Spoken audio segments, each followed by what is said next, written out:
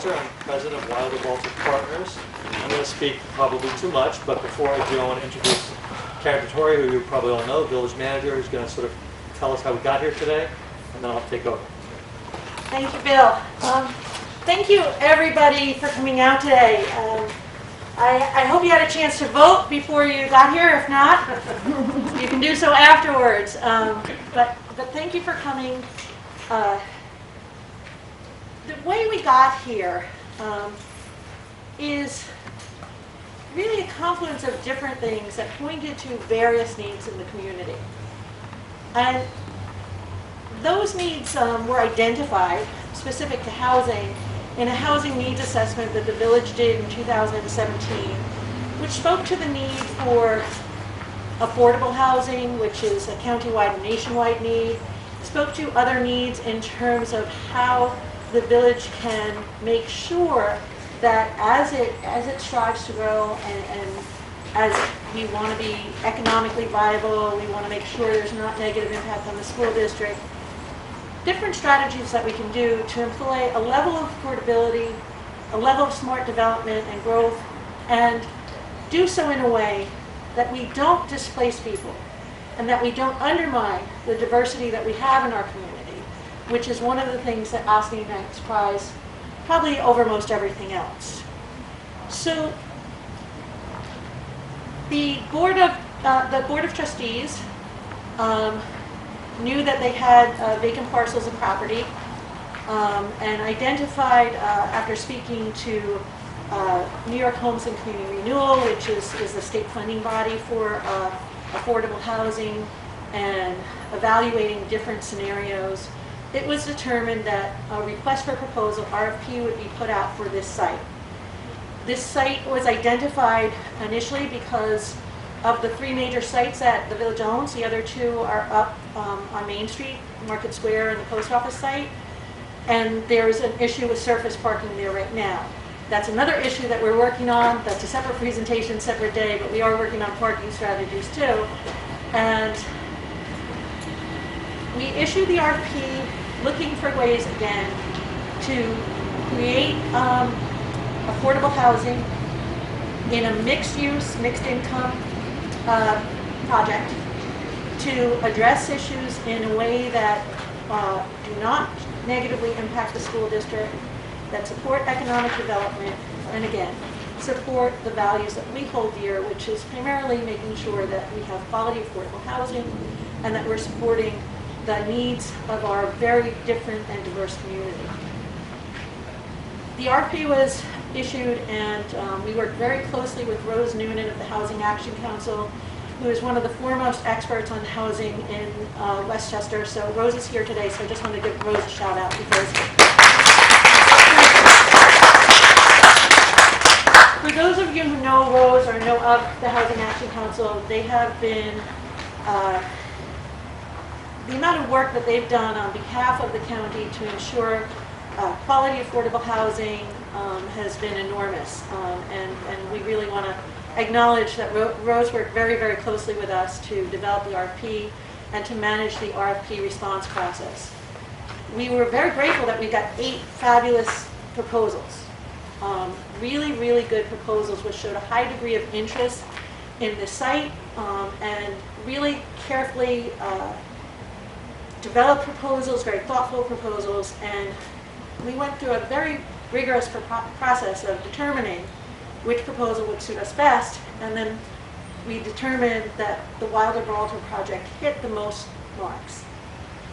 So really that got us to step 1, and we're here with Bill Balter today to talk about that proposal. The next step really is most important, and that's this process that we're beginning now is we have a proposal that responded to the RFP, and the RFP is online, so if you want to go back and look at it, hit the marks that we wanted to make about housing, economic development, environmental sustainability for our community. That said, this is the time for public input, because despite the fact that we've hit those marks, there's a lot of different ways to look at how we do these things. And again, we have a very diverse community. We want to make this a process that gets as much input as possible from people throughout the community We want the views, the inputs, whether, regardless of what they are, so that we can really determine how to optimize this project, optimize this site, which is currently a garbage dump. This is a brownfield dump right now, and do something really that benefits Ossining in the most positive way possible. With that, I will hand it over to Bill Balter for the rest of the presentation. Thank you.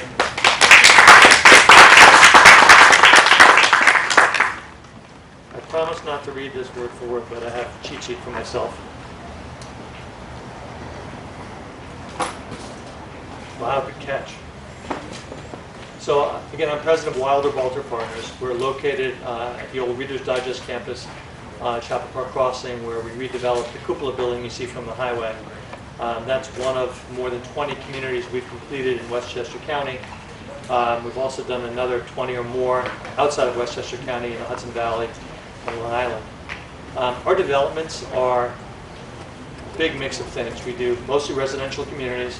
We do luxury senior housing, we do affordable senior housing, we built a lot of houses in Croton and elsewhere. We do mixed income developments, and we really are specializing in sites sort of like this, where it's a difficult site, has lots of constraints. We're this is sort of like a game of Tetris, this site, sort of finding the perfect project to do here that meets the needs of the community. In this case, well, actually, let me first tell you about another development. We're doing one like this in Peekskill right now. It's 82 apartments in a mixed income building very similar to this. Weirdly, very weirdly, that development is bordered by Central Avenue and Main Street in Peekskill, which are the same two streets here. There's also a river that runs through it. It's also a brownfield site, and it's also on a site with a grade change that's just like this, where it's about a 60-foot grade change from one part of the site to the other. So it's a very, very similar site. And it's, again, what we specialize in. We got involved in this when the village did the RFP that Karen described, and we really thought that what the village wanted to do was really right on target. One of the reasons it was interesting to us is that the village had gone through this process and done their own consensus building about what they wanted this to be. So our thinking was that if we could address the needs of what the village had in the RFP, that a lot of the groundwork had been done. That said, while many people were involved, many others weren't. So as Karen had said, we're sort of beginning now the public engagement process for this particular development. So let me tell you that when we do a meeting like this, we often don't get to do it on the property, but because of COVID, we didn't want to do it inside, and we were hoping to get a day like today where it was not too cold, wasn't raining, and it's holding off. So we get to be here. So because we're here, I want to sort of take advantage of that and tell you what we're proposing where on the site. So as you all saw as you walked up, there's an orange line, paint line, that is the front of the building. So you're now actually in the building. You're actually in the lobby of the proposed building. So this building is a building that has a first floor that has mixed uses in it. It has about 3,800 feet of retail that fronts on Water Street. Then there are the amenities for the building, has a lobby, and then on this end of the building we have a community space that we're proposing, which is just under 4,000 feet, which was part of the RFQ that the village put out. And the idea of that space, and it's evolved some, is that it's going to be a very high-tech space. It's going to have high-speed internet, smart board technology, very flexible seating, and it's going to be free to any community groups who want to use it. And it's a big enough space that is very flexible. So that's sort of on that end of the building. So this building will rise up as Main Street rises up. So on the far end of the building, as Main Street is lower, the building is up 4 stories.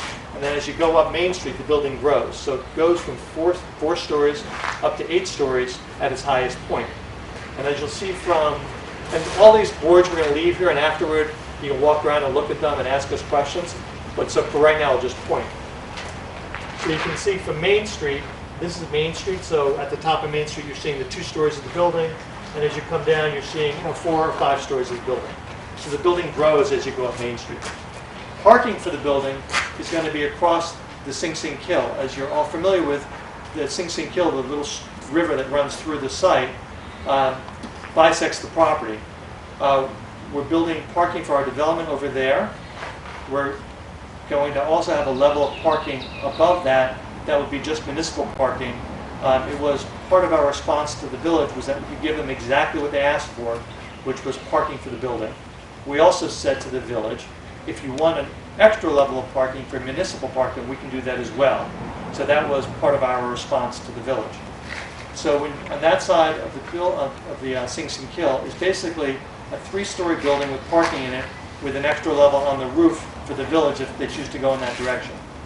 And the Sing Sing Kill, again, which is over here, is currently the side slopes of the sidewalls are in need of repair. So part of the work that we'll do is to repair the walls of the Sing Sing Kill and to raise the level up of the sidewalls. Let me sort of stop there for a moment. Karen had mentioned that this is a brownfield site. What that actually means, and the reason it's a brownfield site, this site was owned by Con Ed, and it was used in ways, like many sites before people knew better, that this site got polluted. This site is one of, I think it's 27 sites that Con Ed has in a consent order with the New York State Department of Environmental Conservation, and they have to clean up this site. But the way that Con Ed cleans up sites is to sort of do as little as they can for as long as they can, because eventually the contaminants over a very long period of time dissipate. In order for this property to get back to being used by anyone, the site has to be cleaned up. So part of our proposal is to take this property out of the consent order and, working with Con Ed, clean it up in an active way. So the first thing we'll do is take the site we're looking at, and frankly this is the best the site has ever looked to me since I've been here 15 years, but it looks great today, and we're going to clean it up. And that means basically taking the contaminated soil from the property and removing it. It needs to be done at a level that's enough of a cleanup that you can have people living here afterward. Again, this is very similar to what we're doing in Peekskill.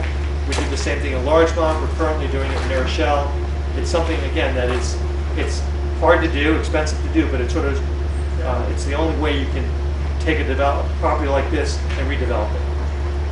As part of the constraints on this property, one of them is the fact that it's a brownfield site. Another one is that we have the Sing Sing Kill that runs through it, that bisects it. Another one is that we have to plan for the future. So while the floodplain currently is really the level of the Sing Sing Kill, over time that will rise up.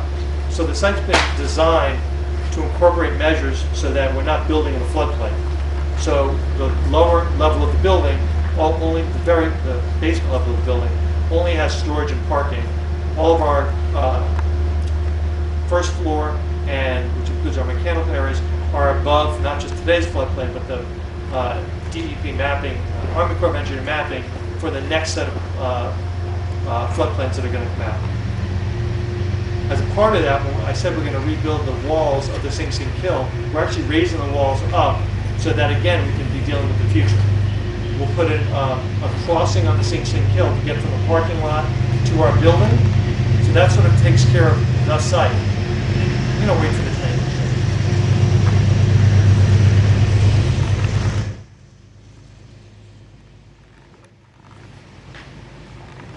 I don't speak that loudly or clearly, so I want to give you guys a chance to hear. So that takes care of the site.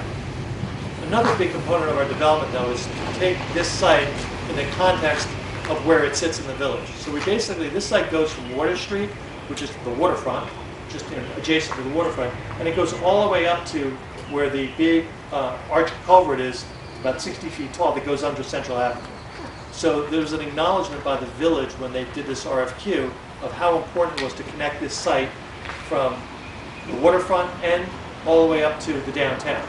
And the way we're doing that is we're taking that greenway that the village built 7 or 8, 10 years ago, that part that got done in 2 stages, and the second stage never got done. So the first stage goes from the community center, and it's a beautiful walk, but it stops at Central Avenue, and you have to take a staircase up to get to Central Avenue, and that's the end of the trip. So part of our proposal is we're going to go under the Central Avenue in that very tall culvert and finish the Greenway Trail, so that it'll go from where it currently ends, we'll connect to that, it'll go through Central Avenue, the culvert, and it'll come through our property, and then it will connect to a linear park that we're building. Again, you're going to all be able to see this as you look at the boards later. There's also a website that you can get to. There's on the signs out front, you see there's a website you can get to, and it all shows. But the idea is that the site's for more than the people who live here. It's basically to create a connection so that anyone from the public can come, they can park in the parking lot, or they can walk from the train station, walk through our property, which is again open to the public, and walk through the linear park, through to the greenway, and basically walk to the village that way without walking up Main Street. It's also a lot prettier than just walking up Main Street. So that's sort of the planning for the site. In terms of the retail that we're doing, again, as addressed as asked for in the RFQ, the village wanted to activate the street, so they wanted to have some retail in the building. The idea of the retail that we're envisioning, and COVID notwithstanding, we're doing this in a lot of our developments where we're going to create, on the public end of the development, we're going to have a coffee shop, and then we're going to have other retail space available that will program with what makes sense, not just for our residents, but for the public. So that use is a public use that will be, hopefully, help to connect the downtown and to spur the waterfront. In the building, once you go above the first floor, you're now in the apartments in the building. So there's the apartments are from 3 to 7 stories, meaning it's an 8-story building. The first story is everything I described. The rest of the building is apartments. In a lot of developments that we've done, and we've done this for about 30 years, it used to be that when you did a development that was affordable, you had a very narrow window that you could make affordable, from 50 to 60% of the area median income. The federal government and the state, through their funding programs, now allow you to do essentially this income averaging, where it allows us to go, in this case, we're going from 30% of area median income all the way up to 80% of area median income. And what that translates to, and you can all look at this later, I'm going to cheat by reading it, is we go from monthly rents of about $680 a month, including heat and hot water, up to about $2,500 a month, including heat and hot water. And that's for our least expensive 1-bedroom up to our most expensive 3-bedroom. And again, all the rents include heat and hot water. So our rents, our incomes, we can have people live here that make anywhere from $27,000 a year to $100,000 a year. So it's a very big range. And because we're not just one unit type, it makes the range even bigger. If it were all 3 bedrooms, the range would be smaller. If it was all 1 bedrooms, the range would be smaller. But because we have 1 bedrooms to 3 bedrooms, from 30% to 80%, it creates a very wide range of people, of incomes that can live here. One of the reasons that you all should care about that is that a lot of these developments, when you do them, a lot of people want to live here who are local and elsewhere, but they're either over income or they're under income. And you end up having people who really want to live there, but they can't because the income range is so narrow. So this development in Chapel Park Crossing, the cupola building we did there, that development also had, in that case, an affordable workforce and market rate with a broad income range. And we're doing a 380-unit building in New Rochelle right now that is market rate and also has a range of affordable units as well. It's just a better model. And the other thing we do in all of these developments is that the units are all mixed together, the amenities are all mixed together. There's no sort of, some of the people live here, some of the people live there. It's all just one building with all the amenities the same. That's one of sort of our trademark things that we really believe strongly in. I'm going to look at my notes.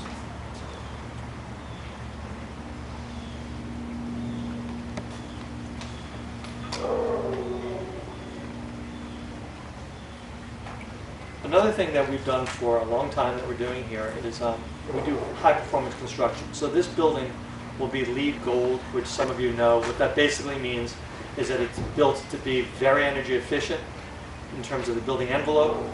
It's also designed to use very green materials, a lot of recycled materials, low VOC and no VOC products, so that things don't off-gas, very low water usage. We'll also have a very large solar array on the roof of this building. And the goal will be to have about 1/3 of our electricity in the building generated from our building. So we try to sort of have a building that hits a lot of the marks. And I think in this case, it's really worked out very well. Karen had mentioned sort of the overreaching goals that the village had when they did this. And she had mentioned the site needs to be cleaned up. We're doing that. It needs to be an asset to the community. We're doing that in several ways. With the affordability, not just at one income range, but a broad income range, we're doing that. We're also excited because we're taking all of these things and we're sort of not just doing the lowest common denominator. We're building a beautiful building. The building is designed by Buyer Blinder Bell, who's a top nationally recognized firm. They did the remodeling of Grand Central Station. They've done some of the top buildings and developments in the tri-state area. I mean, they're a top firm. And we really thought that that was so important here because it's such a visible building. I mean, right now, when you come down Main Street, you don't really know this site is here. When we're done, you'll know this site is here. When you are walking through our linear park, which we want people to come in, you know, you're going to be looking at an 8-story building. It needs to be very attractive, and it needs to be something that when we're done, people are glad we're here. You know, I've been doing this for 30 years, and one of the things that I really take tremendous pride in is that one of the reasons we get to do new projects in new communities is we have a really good reputation for doing what we say we're going to do, and doing things that when we're done, people are glad that we were the ones that did it. So with that, I hope that this all works out. I hope that we get a lot of your input, and I hope that when this is all done, you're all glad that we did this. So I'm going to stop and just answer any questions that you have as a group. And when that's done, I'm also going to stay here, and we have a bunch of other people here. We have some Spanish-speaking people, if anyone needs translation. But we're really here to answer your questions. So with that, any questions? Yes? We're in a floodplain right here, right now. Say that again? We are in a floodplain right here, right now. Okay. So every 10 years when there's a hurricane, And a windstorm, not just a floodplain.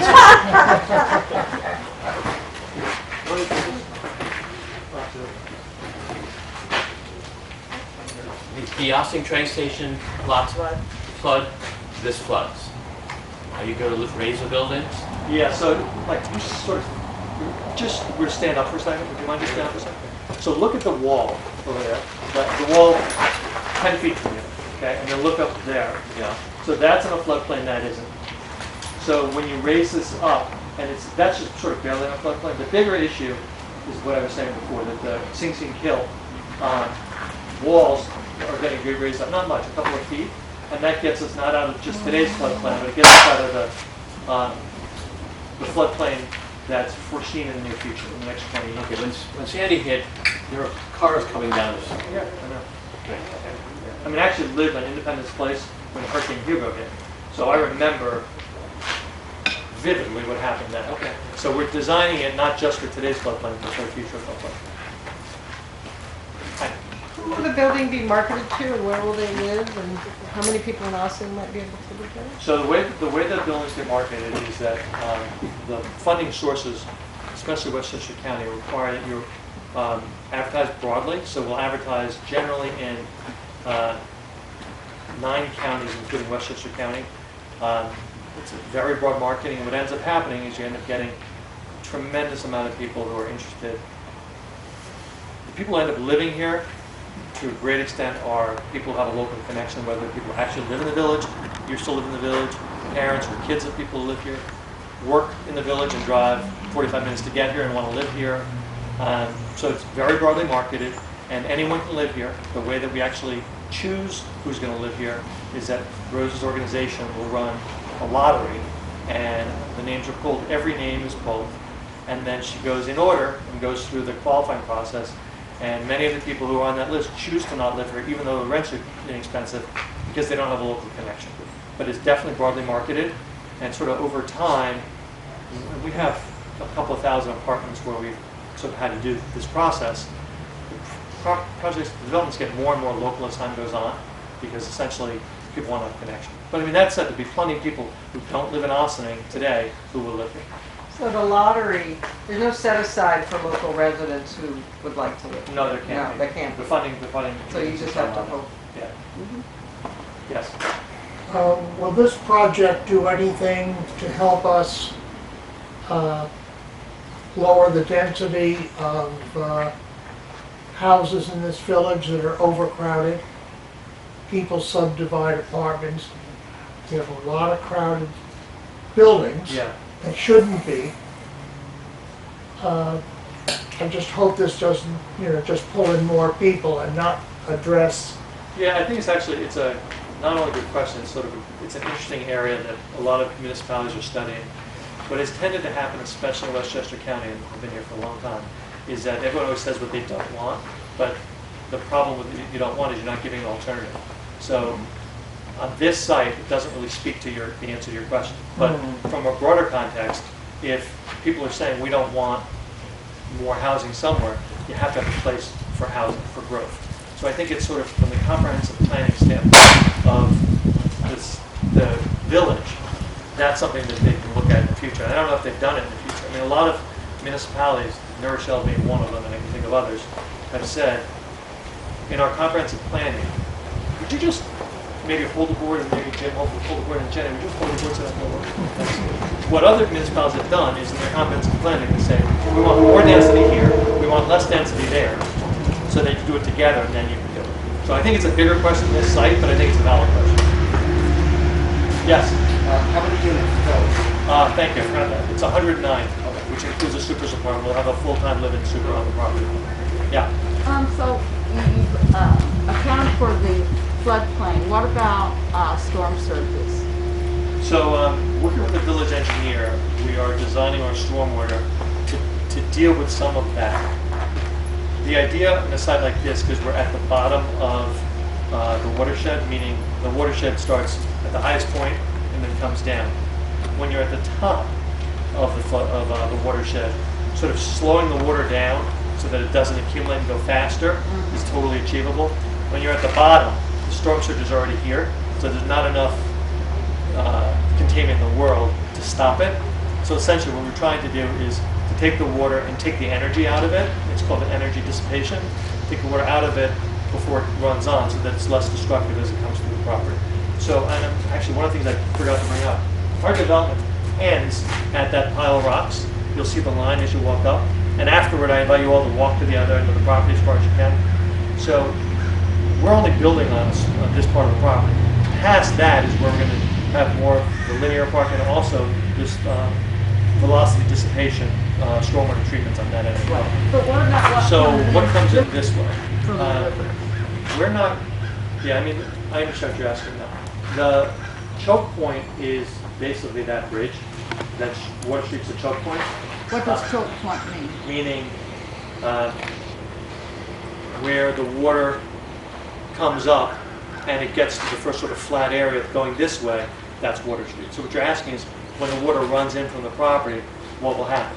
What will happen is it'll come onto the in a massive storm. It'll come onto the property, it'll sort of come onto Linear Park, but it won't come into the first floor of the building Why not? because it'll be higher. We're raising up the first floor of the building. Okay, so where we are right now would be the No, first you're floor. sort of between the lower level of the building and the first floor. And the lower level is just basically designed to allow water to come in and go out of it for massive storm events. Okay. Thank you. Yes. Yeah, sure. I was glad to see the mix of income levels, but can you speak to how long these will stay affordable? I mean, Sure. we go 30 to 80, which is, I think, meets our needs in the community, in my opinion, but how long will they stay affordable? So the funding agency, the New York State funding agency requires it to be 15 plus another 15. We actually did them for 99 years, so it'll be affordable for a long time. So we're agreeing to make it affordable for 99 years. Should be passed on my life. Yeah, mine too, but. Yeah, Will you maintain ownership of the building? we do. We do. So we have a, oh yeah, I forgot that part, sorry. Wilder Balter is our development company. Griffin Associates is our construction company. We do our own building. And then we own and manage about 3,400 apartments. And those are all the apartments we built over the last 30 years. Yes. So it sounds like it's private-public investment. Sorry. So it's private and public investment. Does the public also reap some of the rewards, some of the profits? So in terms of the profits of the development, no. It's when you're doing affordable development, it's not. If it were baseball lingo, you're hitting a single. You're not doing double, triple, or a home run. And the reason for that is simply because the state agencies that fund it limit the profit we're allowed to make. So the reason, economically, the reason we do it is it's very safe because we're not taking a lot of market risk. But what we're giving up is a lot of profit. What we do, and it's part of what we were asked to do in the RFP, is we're creating public benefits through the linear park, which is open to the public, that we're maintaining through the end of this site. We're improving the site, cleaning it up. So it's a village-owned site, we're cleaning it up. We're taking the part of the property that the village will end up getting back, which is past our building, the rest of Linear Park, and we're improving that and giving it back to the village. We're building almost 4,000 community space that we're giving to any nonprofit, the school district, whoever wants to program it and use it. We're giving it to them at no cost, and we're doing the long-term maintenance of that. I have to remember, this is 99 years. This is a long time. So it's a big commitment. Yes? Is there a formula that includes a minimum number of people that have to live in there? For instance, you get a 3-bedroom, you get a single person, you're not going to give that to a single person. Yeah. Is there a minimum that if it's a 2-bedroom, you have to have 3 people or Good something? question, because I don't want to do this one off the top of my head. Rose, would you mind doing that one for me? There are minimum occupancy standards. So if you had a 2-bedroom, has to be at least 2 people. 3-bedroom, at least 3. Okay. And there will always be a maximum because of building code requirements. But a single person would not be eligible for a 2-bedroom or a 3-bedroom. One of the things actually you asked before, sir, that this can jump onto is, unlike the housing, the overcrowded housing you're talking about, because we own and manage these ourselves, and because we have many more people who want to live here than we have apartments, we never, and I mean in our entire portfolio, for 30 years, we've never had a complaint from the municipality that we've overcrowded an apartment. We have no reason to do it. The rent is the rent, why would we do it? Yeah. So that's one of the benefits of having an owner who has an interest in having a very easy to manage building. So yeah, overcrowding is a complete non-issue in our buildings. Yes? You have a lot of great land around the building. Obviously, you're going to put up a very good-looking building and taking things into consideration. How will you work with what's already here, like that area with the rocks and the house there? So Or the business there? yeah, the building that exists, which is the old DPW garage, we're taking down, and we're putting back parking in its place. Okay. The slope, the very steep part of the slope, we're actually staying away from. It's just Yeah. verboten. That's too much. Right. And essentially, we're taking what's left between exactly what you're saying. When we're done with our building, there's a lot of area that's left, and we're making that a park. That's what we're doing. We're landscaping, creating seating as well. Yes? To the extent public access is encouraged, obviously, what about security measures for residents within the apartments? Is there any provision being made for that? We've never thought you would need that because the best way to have security is that people live there. So if it were 4 units, I think security would be an issue. But with 109 apartments and a full-time super, we really don't think it'll be an issue at all. I mean, I think part of it's a weird thing because if it was 500 units, it'd obviously be way too much. If it was 20 units, it would be too little because you don't have critical mass. It needs to be large enough, not just that it works economically, but also that you have the vibrancy of having people there. So I think that's the best way to deter what you're talking about is to have it be not too quiet, to have it be an area that's vibrant. Oh, I'm sorry, I forgot to introduce Jackie Shaw. Jackie is with IFCA. She is the executive director of IFCA. IFCA is our nonprofit partner in this. We usually have a nonprofit partner. In this case, because you have such a strong local housing group, Jackie's organization is our nonprofit partner. So she'll be working with us. And even though I used to live in Ossining, I'm not really local. I live in Mount Kisco. IFCA's local. So we have a local nonprofit partner who will help to evolve all of this. Will help with the qualifying the people who live here. Will just help to make this a great place for everyone to live. And they'll also work with us in our management operation. Yes. So, I love the design. I actually find this to be incredible in many ways. There is a concern in terms of projections of long-term from studies by Columbia University, Cornell University, which are accessible to anyone online. Some of them project that by the year 2080, the water level rise may come up to about Water Street. And I'm wondering, I want to get some clarification in terms of the design and the first floor, in terms of, have you considered that in terms of those particular studies? Yeah, we have considered it. We will do more as we go through the actual approval process. We'll have to demonstrate to your village engineer and the village planning board that we've addressed the concerns that need to be addressed. One of the things to be totally clear is if from Water Street to the Hudson is underwater, which is essentially what you're saying, because that's higher than that, I don't think we're designing for it to literally be underwater. I think we're designing for projected floodplains, not 2 years from now, but I don't really know what the projection is. We're not designing it for it to not be underwater in 100 years. We're designing it for not to be underwater in 20 years.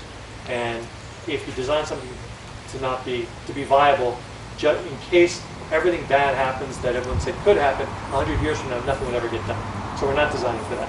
We're designing sort of for the foreseeable future.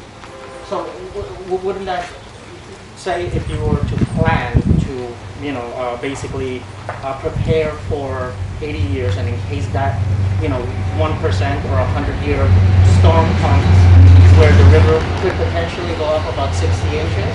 My question is, wouldn't that also be a good case for flood insurance to actually give you a break and, sort of that being something that I would alleviate and, I think flood insurance is a great way to look at it. We need a building we can insure, so we're designing it to have it be insurable. If we can insure it, that means that we've sort of convinced the world, the insurance world, that doesn't really like to take risks, they like to make money. We've convinced them that it's viable. I think that if you get to a point where you can't drive to access the building because that whole thing's underwater, right, it's not viable, period.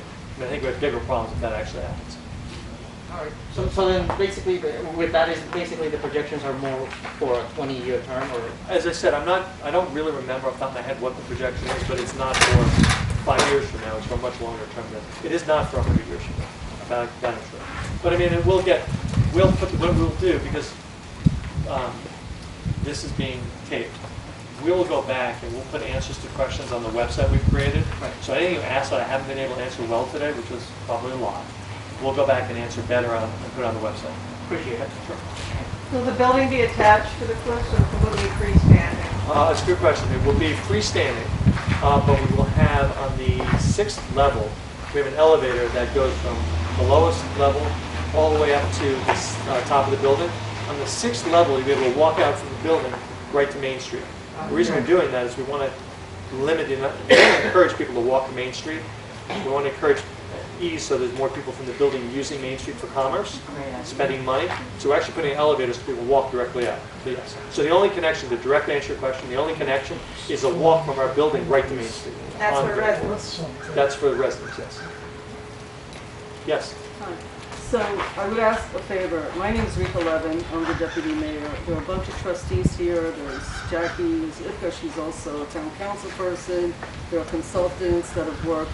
So one thing when you ask a question, since it's, we expect people may not all want to be here because not everybody wants to be in a public space. So if you could say your name, if you're a resident, if you're a consultant, if you have many roles in this, that would be really helpful. I'm not sure. The way I'm hearing some of this, just so we're clear, and I know Mr. Balter knows this, aside from having grown up in Ossining, so he knows it better than I do to some extent, this is a public forum to ask questions. I'm not going to make a comment, but there have been some things that I just want to clarify. Number one, throughout this process, there have been at least 2 trustees and village manager and staff involved every step of the way. It didn't just start today, it started over a year ago, as was stated. The village is not an entity. There are many elected people. The village didn't decide on many things. There are board of trustees, staff, engineers, lots of people who are participating. So ask as wide a question as you want. There are also people that think this should be left alone. There are also people that think we're not developing it enough. It should be more apartments and bigger, and there were many. This was not an RFP, it was an RFQ to see what people can do with it. So this is a public forum for people to inform their representatives in their government. Mr. Balter's role here is to show you, and he's doing that, this is their vision, given all this information that they've been receiving for months, and on an ongoing basis. More than a couple of meetings have happened where they have walked, what did you say, 50 times you've been here? A lot. I'm sure even more than that, and it really does look great. Last time I looked, this looks great here. So I just want everybody to understand this is an opportunity also for people to give opinions of what they think should be done. Should be bigger, should be smaller, should be commercial, should be a hotel, should be whatever. It's a public forum. Truthfully, the only thing you can answer is your vision based on all the information you got. I also want to be very clear that no arrangements have been made with anybody. It's a lottery system. There will be decisions made. I just don't want people who are looking from home to think that we are farther down the road than we really are. as a representative of public, I really feel that it's important to say that, because we don't want people to think we're farther down the process and that they did not get a chance to have a voice in it. Many of the RFQs we looked at had much bigger environments. Some had much more mixed, some had marketplace. So, and you don't have to ask all your questions today, but Mr. Walter has, and his group has a vision. The trustees that were involved in it were involved in that conversation. They've done a lot of work, they've put up their signs, your QR code should be a little bigger because I can't get it on my camera, so that other people as they drive by could look at it. Lots of work, but we're not at the end of a process here, okay?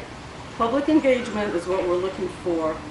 I'm not giving any opinions, but I did want to at least clarify the roles of the people when you speak. It would really be helpful if you said, I'm an elected official, my name is, or I'm a resident in the village of Ossining, this is my concern, so that when people look at this, they know, like, who's speaking, what's going on. I mean, this also, we did it on the site because that came up in one of the meetings, that looking at things on social media makes this thing look huge.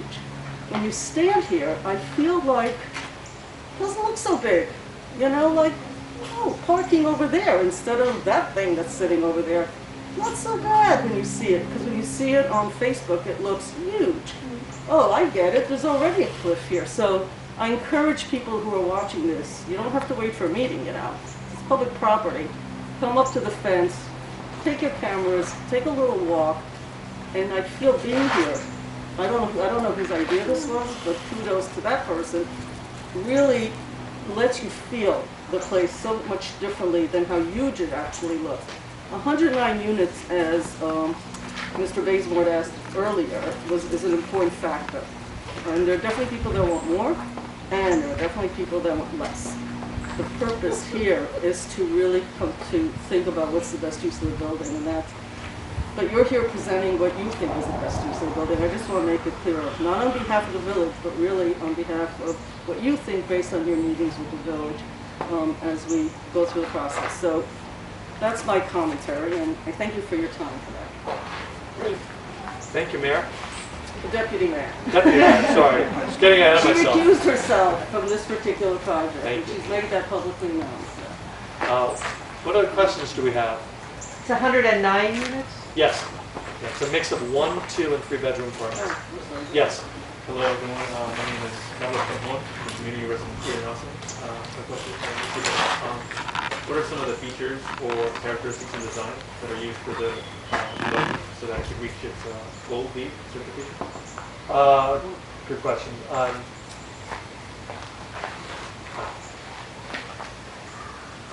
trying to think where to start. I think I always like to start with the building envelope.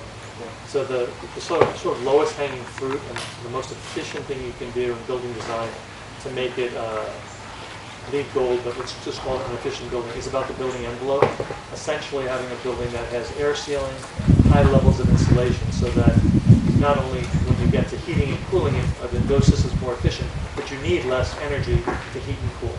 So building envelope is the sort of #1 thing you do to make a building tighter and to get a building that gets you the Energy Star's low heat cool. Low flow fixtures and faucets, lower than significantly lower than the New York State Building Code is another measure. Having materials that don't off-gas, that's called low VOC and no VOC. Those are materials that are healthier to live with, so that when you're in the building, the air you're breathing is healthier.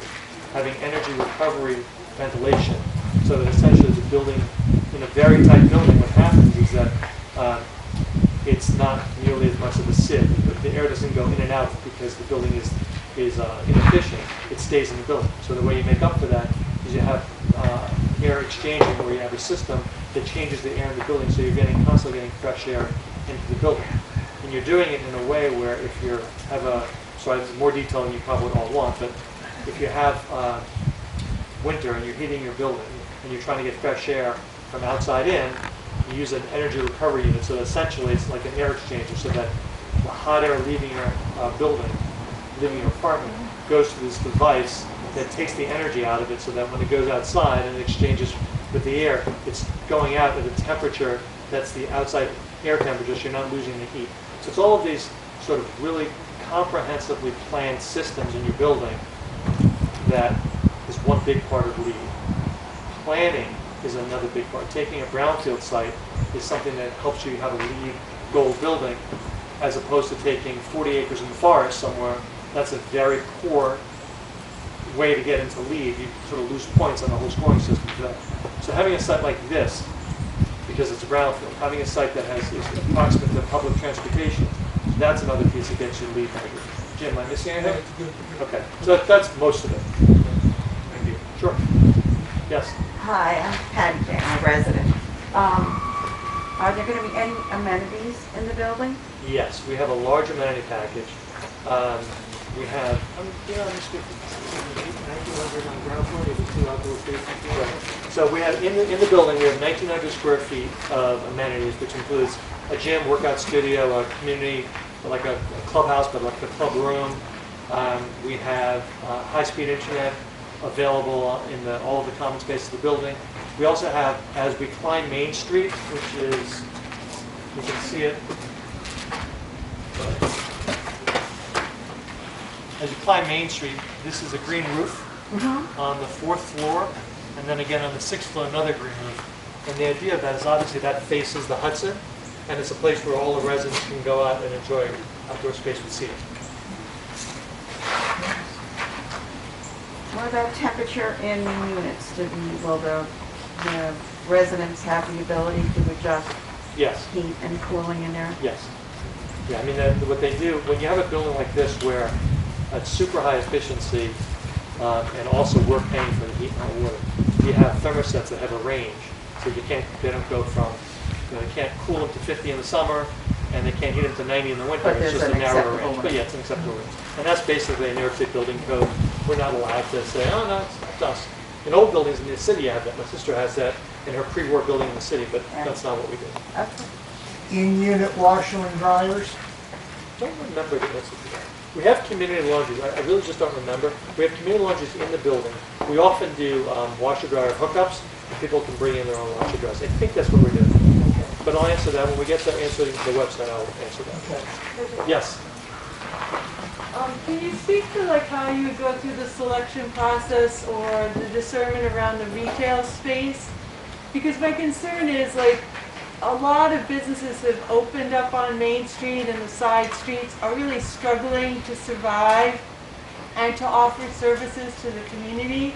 So I'd hate to see in the retail that's proposed here a redundancy of what's already up there, because you're putting effort into integrating Upper Main Street with the lower part down here. Right. So can you speak to the process that you would go through?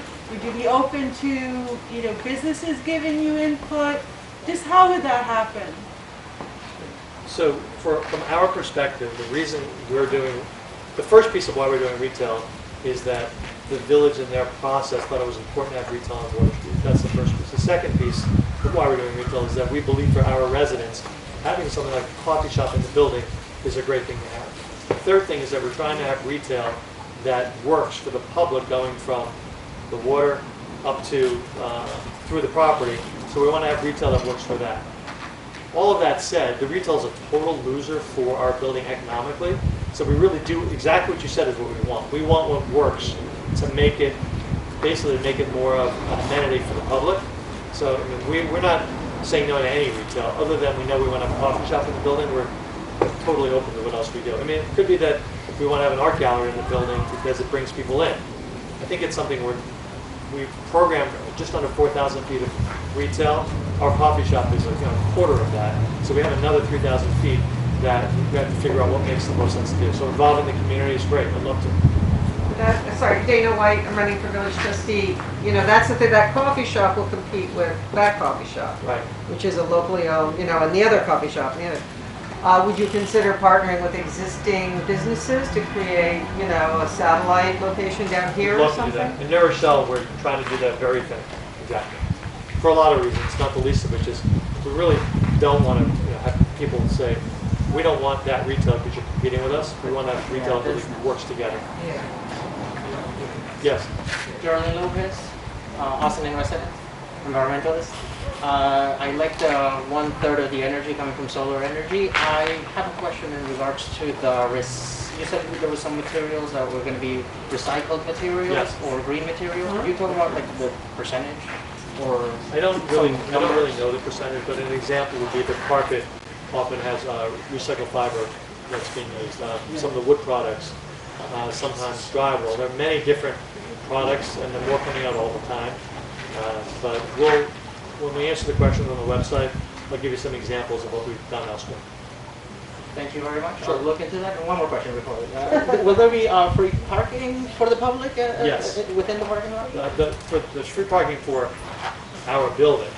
If the village chooses to have us build a parking level, that's that we're basically giving back to the village. That'll be up to them, whatever the village decides. We're redoing the Tarrytown YMCA right now. That's starting in about 3 months. Oh. And similarly there, we're building a 69 car parking lot for the village in our building.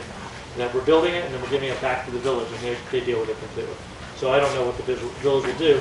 As the mayor said, deputy mayor said, depending on what actually ends up happening, the village, if they want that parking level, if they choose to do that, they'll be the ones who decide. And that would be the copy side? Yes. Thank you. Yes. Hi, Ed Volminicio, resident of Village of Austin. Is there any infrastructure improvements planned during construction? As far as sewer pipes, upgrade of the water main, anything like that for this construction? We're not there yet. We'll do what we need to do. If there's any requirement, if there's not enough capacity, which I think what you're getting at probably, or if the infrastructure needs to be rebuilt to support what we're doing, we will do that. I actually did, literally, I was on the phone with the Tarrytown village engineer yesterday because we're having the same conversation with the Tarrytown law. We have to build a new sewer pipe from our development down to a piece for the exact reason you described. Yes. Hi. This is the initial part of the process, I get that. Soup to nuts, with everything realistically in your expertise of building a building, when do you see this being done? Deputy Mayor, I'm going to leave that one to you. We've got public meetings. You're scared. Did you say in the beginning, and I was here in the beginning, that there's going to be possibly another one of these meetings in a month or two? We've talked about doing a second. We always talked about doing a second one. Okay. COVID, everything's sort of subject to COVID. But one of the reasons we're outdoors today is that we didn't want to have a meeting indoors because of COVID. Right. But we're hoping to have a second one. But I don't. Do you want to take how long the public process will take, and I'll tell you how long it will take to build the building? I was looking at building. I can answer some of that question. Sorry, Manuel Quesada, I'm also one of the trustees here for the Village of Austin. So one of the key components of this was we selected preferred developer. We do have, I want to say, a contract on the way where we have preferred developer until the end of the year. Right.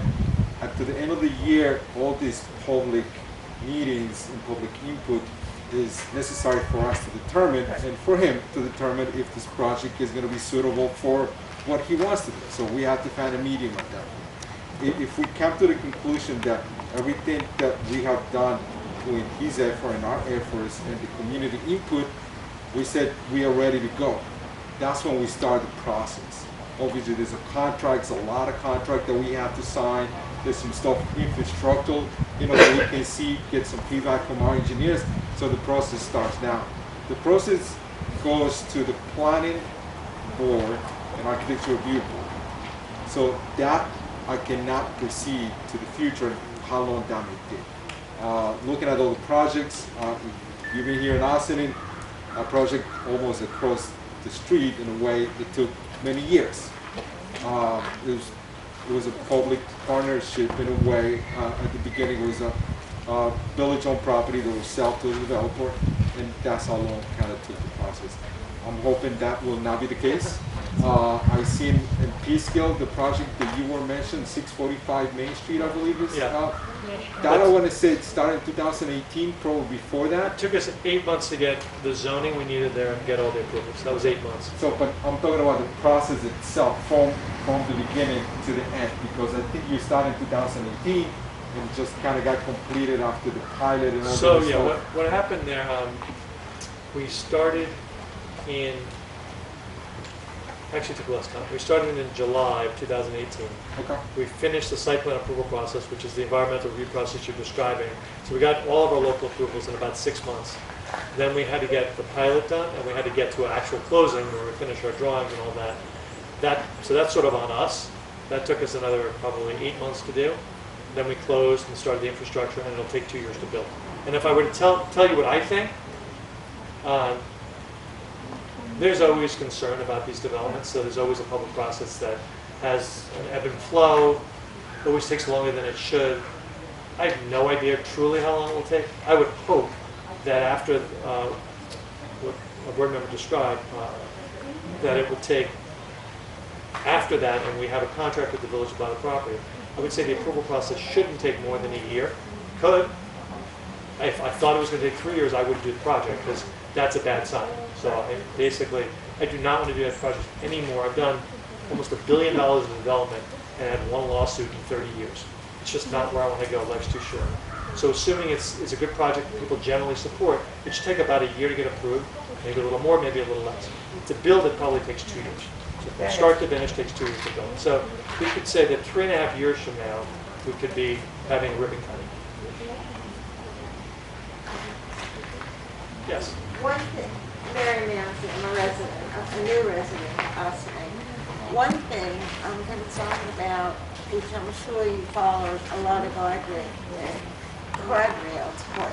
pardon me, but for people who are disabled, like myself, say you have a fire in the building, I can't really run and get down the steps. In the building we're in now, they have a safe zone where people who are disabled can wait till the fire alarm is all clear. I'm sure if it's really bad, they have other ways of getting people out of the building who are disabled. But that's important. And you see, and I believe we can answer that a lot of new construction is taking into consideration the needs of a lot of people that are not as, let's say, agile as they used to be, and need to know that there are precautions. Yeah, it's very interesting. The safe zone you're talking about, I'll say I don't know about, so it's something we'll look into. The building is obviously fully 100% handicap accessible and adaptable, but specifically in a fire, a safe zone is just not something I know about, so I'll look into it. Basically, supposedly, I mean, it hasn't been tested, thank God.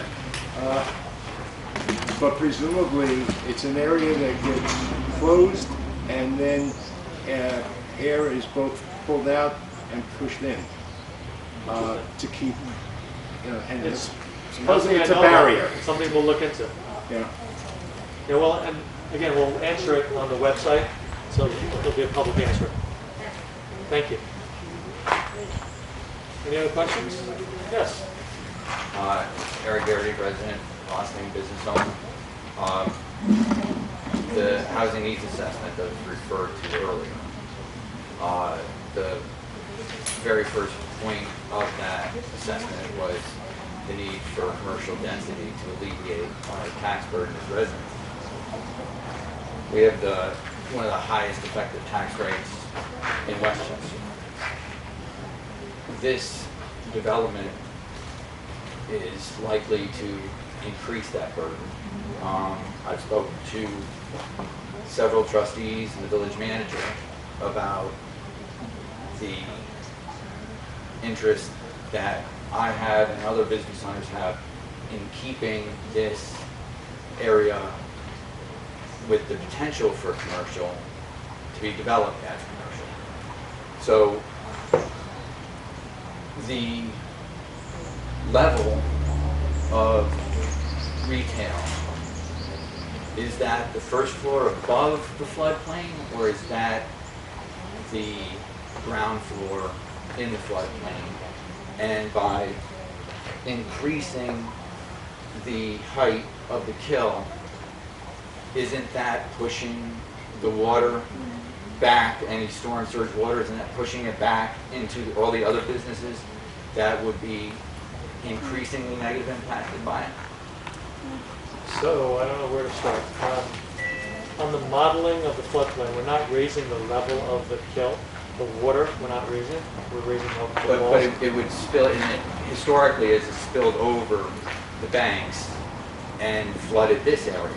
So by raising it, you're essentially pushing it up Yeah, against the it's, other.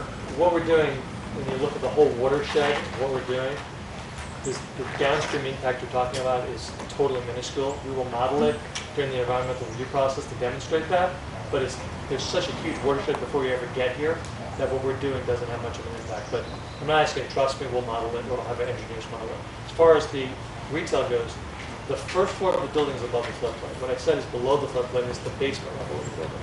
We're raising the site so that the first level of the building, which includes the retail you asked about, is above the floodplain. Well, you had a third question? I forget. The effective tax rate and how. Right, so, just gonna wait for a change. So, affordable housing, other than studios and one bedrooms, always has the effect, if you sort of take what it costs to educate a kid and what the average cost is to educate the kids now and what the impact is, it always has a negative effect on the school district. The idea, and this is sort of case law throughout not just New York State but the rest of the country, is that you have to provide for a regional need, and part of that is what we're doing here by building affordable housing. One of the things the village has to study, and in creating their RFQ, I think it was thought about, but it will get thought about more, is how many kids you're going to have in this development. And we'll do a fiscal impact analysis to look at that. I think when you look at will it have a negative impact on the schools in terms of, I think that's what you're really getting at, is the school taxes. Is that really what you're getting at? We talked about Well, that? it's that somewhat. Well, I think in the fiscal impact, other than the schools, will probably be positive, or if negative, super minor, minuscule. If there's a negative impact on the schools, in terms of the impact on each resident who's a taxpayer, it will not be a significant impact. But I imagine there'll be some negative impact on the schools fiscally, because all affordable developments, other than studios and one bedrooms, have school children.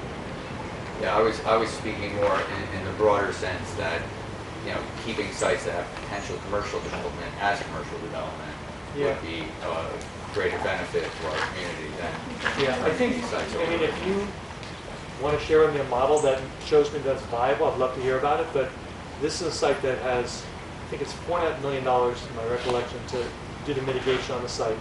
So to get to raw land, you're $4.5 million. That's not to build anything. That's just get to raw land. But that's not Con Ed. Sorry? But that's not No, Con it's Ed. not. It's not on Con Ed if you want to actively do something, because the site has to be cleaned up actively to do something. If you don't just want the site to sit here, Con Ed is not going to go. Take Harbor Square site. They never actively cleaned up that site. They basically were pumping and waiting and waiting and waiting. And Harbor Square actually went into the Brownfield program and actively cleaned up the site, because that's what you have to do in order to actually use a site. So I think that the problem is the economics of using the site for something need to work. So while I understand what you're saying, I doubt that the economics of spending $4.5 million just to get to zero and then having to build a development. Now you also have to raise the site up because of the floodplain issues. I'm not sure it would work as a commercial development, but that's something, if you have a pro forma that shows that works and you present it to the village, I think that's something you should do. But are you saying Con Ed is not on the hook to pay for this? Con Ed is not on the hook to pay to actively remove the soil so that something can happen at the site in the near future. Con Ed is on the hook to work with the DEC to keep the DEC off their back, and they will continue to pump and monitor till cows come home, as long as the DEC allows them to do that, because that's what they always do. Does that answer your question? I'm sorry, does it? Yeah. Okay. For the trustee, Village Ossining. During your presentations, since we're on the brownfield and the cleanup, it was described to us that there's different levels of a brownfield remediation. Can you explain that so people understand it? So if there were a site that were actively contaminating other properties off-site in a way that they were making the properties unable to be used, Con Ed would have to take more of an active role in actually removing things from the site. That being the case, that not being the case, it goes at the sort of pace I was describing. When you clean up a site, there's cleaning it up to a residential level, to something called restricted residential. Jim, help me out. What's the other level? Unrestricted. Sorry? Unrestricted and restricted. So there are two different levels. of cleanup. If you're going to do something where people are actively living there, actively on the site, even in retail, for example, the site has to be something where you're not poisoning people from off-gassing from the soils. And that's the different levels of cleanup deal with that. Can I answer your question? Yeah, I knew that, I just wanted. Oh, okay. You should have answered it. You should have answered it. Your job, Okay. Yes. It's me, Dana White again. So this property has value, I imagine. Are you going to buy it from the village? Will the village get money from the purchase? Like, how's that work? Yeah, it's sort of complicated. I think that's something that gets negotiated between us and the village. The property has less value than you might think because of the cost of cleaning the property up. And the public amenities that we're building. So essentially, like for example, we're creating this greenway, which is a couple of $1 million to do to finish the greenway. So that's a public greenway. It's not for our development, for the public. So in that sense, the village is getting paid because we're finishing that. If we build a village parking and we give that parking to the village is getting money that way. I think, as Deputy Mayor Levin said, we're not sort of there. We're just making a proposal. We haven't had a final negotiation. We don't know, nor does the public know, nor does the village board know, what all of the actual components are of the development. As Deputy Mayor Levin said, this is what we proposed. This is generally what the RFQ response that we were selected was based on. There's still a lot of time between now and then. Any other questions? Yes. This is like an actual question, not a comment. That picture is very deceiving. Like I feel it's making it look not as good as I think it can look. I think it's out of proportion and upsets some people the way it's written. So we can discuss that. But in that rendition, that doesn't include the public parking. That includes parking only for the tenants of the building, right? How far up? Am I correct? So no. The public parking is here, here, and here. Right. Sorry, the private parking is here, here, and here. The public parking is on the roof. This does So show. if I'm looking over here, it's going to go over there, right? Right. Which is much better than what I'm looking at right now, let's be honest. Yeah. How far up do you think that is? It's- What's the proportion? Well, that's sort of.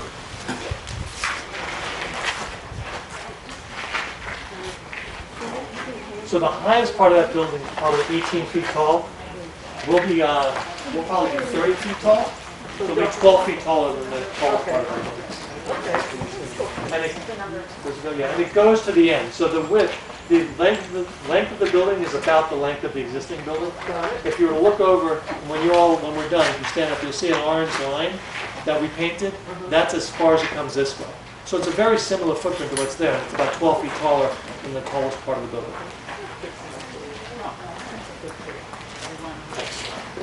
So we're not going to go anywhere. So if you want to walk up and ask us questions, if there are any people speaking Spanish who have questions, that we have people who speak Spanish. Yes. It's not so much a question as a comment, though. I'm Carolyn Stevens. I'm a town resident, not a village resident, and I'm on the town planning board. I also work for the County Board of Legislators, and I used to do work for the Housing Monitor. So I've been involved in a lot of these issues for a number of years, and the only thing I really want to say is you guys do great work. I mean, you really do. Thank you. And having worked with, like I said, the Federal Court Monitor on the housing settlement and whatnot, and kind of tracked who does good jobs and who does good, you guys are like the top. So I'm very happy to see you proposing this project for Ossining, and good luck with it. Great. Thank you very much. Okay, any other questions for anyone? Yes. For the parking spaces, in total, how many will be for private, how many for the public? My recollection is there are about 150 plus or minus spaces. Sorry? 159 parking spaces for the residents, and then another roughly 50 if the village wants the level above. Okay. So in total, just about 200 parking spaces. Thank you. I do have a comment to make. nice to see new developers working on a lot of guidelines that we didn't have before, and really people have to understand it enriches a neighborhood or a village in terms of having sound construction, and then making accessible space for commercial property at the end. Thank you. I just want to disclose that's my mother. Right at school. In the interest of transparency. To be clear.